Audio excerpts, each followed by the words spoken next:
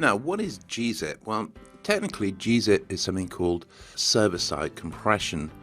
Who cares at the end of the day?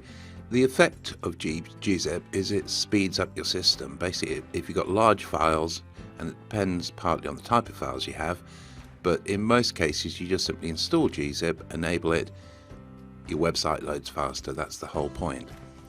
Again, if you're using WordPress, there's lots of different Gzip plugins you can use, or in some cases like WP Fastest Cache, which is a WordPress cache plugin, Gzip is actually built into the cache program.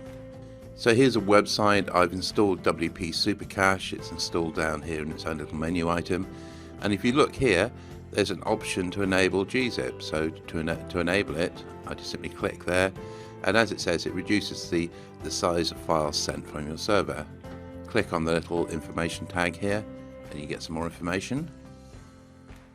And again, it's just basically saying the same thing. It reduces the size of the pages and therefore makes loading faster. That's it really. And like I said, the beautiful thing is, if you're using WordPress, you just simply install this, it gets on with it.